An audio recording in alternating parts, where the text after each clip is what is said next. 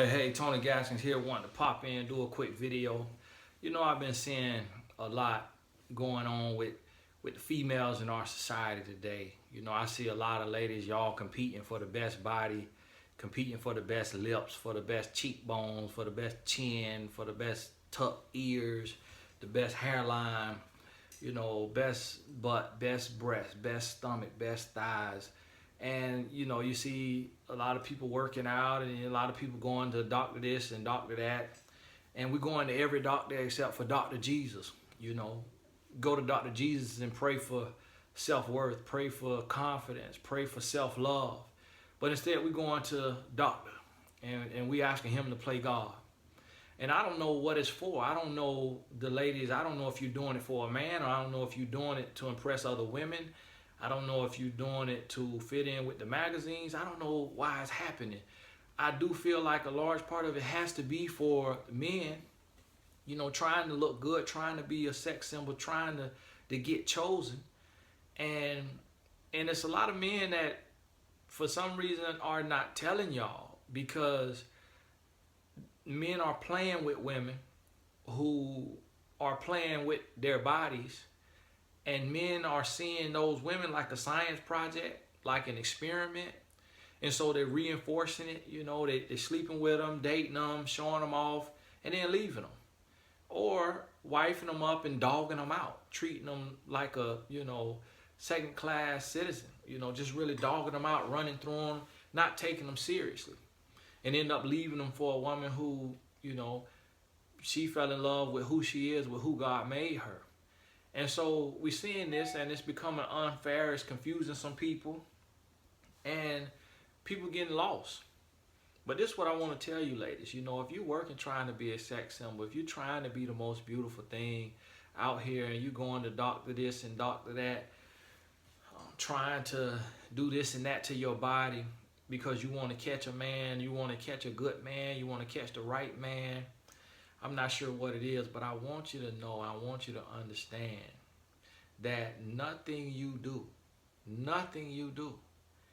can keep a man faithful. Nothing you do can keep a man. A man has to want to be faithful, and he has to want to be kept. Now, this is not a revelation. This is confirmation. Some you already know, but are not acting like you know it. So when you get ready to choose a man, because he finds you, but you have to choose him. You got to accept him, meaning he got to get on one knee. You got to say yes. He approaches you. You have to accept him. If you don't accept him, he got to keep it moving. So ultimately, the ball is in your court. So if you want to know if this man has the potential to be a lover for life, to be faithful, to be a good father and a good husband, you have to look at his morals. And you got to give it enough time to where you can see if he's playing a role. Because if he's playing a role, he will forget his act. And when he forgets his act, you got to pay attention. You got to take notes, and you got to respond accordingly. See, a lot of times a man shows you who he is, and you don't believe him because you think you can change him. So you stay there, and you end up playing the fool, and you end up getting played like a fool. And now you like, oh man, what happened? I thought he was this, I thought he was that. No, he showed you he was no good.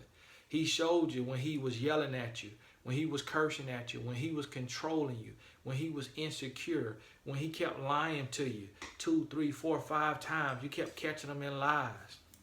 He showed you that he wasn't worth a commitment. He showed you that he couldn't be a real man. He showed you that he couldn't be faithful. But you ignored him because you were operating from desperation. See, desperation in love is a weak emotion, and it produces weak results.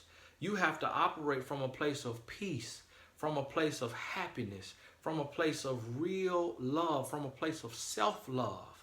See, you have to understand that a man is an accessory, not a necessity. That's what my wife told me, meaning that he can add to you, but he doesn't make you who you are. You already made. He complements you. He doesn't complete you. So he needs you just as much as you want him or you need him. And so you have to understand your worth and know what you're bringing to the table. And when you do that and when you understand that, now you can look at him objectively and you can evaluate his lifestyle. You can evaluate the way he carries himself. You can evaluate the way he talks, what he does with his free time, the way he lives his life, the way he prioritizes in his life. And you can ask yourself, okay, who is this man? Is he getting high? Is he getting drunk? Is he gambling? Is he cursing like a sailor? Is he going to the club? Is he going to the strip club? What is he watching on his phone? What is he watching on his computer? Does he have any addictions, any habits behind closed doors? You watch this man and you pay attention. And I promise you, if his morals are out of whack, if his values are out of whack, his love will be out of whack. A man who has no real morals, who doesn't have high morals and high values, will not have high love. He will not be a good lover. He will not be a good husband. So while you are attracted to the bad boy and while you looking for the bad boy, I want to warn you, he's still looking for himself. So if you follow a man who doesn't know where he's going, that's the blind leading the blind, and you're both going to end up in a ditch. So instead of trying to be all domesticated and feel like you got to cook 3 meals a day and you got to clean the house from top to bottom and you got to do every trick in the bedroom and you got to have the best butt, the best breast, the best thighs, the best cheekbone, the best lips, and all of that, look at his character. Because you could be doing nothing and a good man still won't cheat on you. He'll just leave you. If you're not bringing your half to the table, he won't cheat on you. He won't beat on you. He won't dog you out. He'll leave you. So you can do everything right.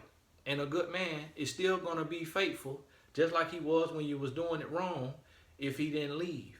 And you can do everything right for a man who doesn't know who he is, and he's still going to cheat on you. You could be perfect from head to toe in every way, and you still will get cheated on if that man does not know who he is and have good morals and good values. So I want to share that with you. Stop just looking at yourself thinking it's you, it's you, it's you, and you got to do this, be this, look like this, and look at that man and say, who is he? Has he surrendered to God? Has he surrendered to his purpose? Do he know who he is? Is he a role model for the youth? Can he be a good father to kids? Can he be a good husband? What does his morals say about him? Let a person's character be their currency. Let a person's character be their currency, and you'll find out that a lot of rich men are filthy broke and a lot of broke men are filthy rich. Hey, this is Tony Gaskins. Check me out, TonyGaskins.com. Make sure you subscribe to my podcast on iTunes and Google Play. Just type in Tony Gaskins Show. Subscribe, download it, subscribe to it. I'll be going much more in depth on topics like these. God bless you. We'll talk soon.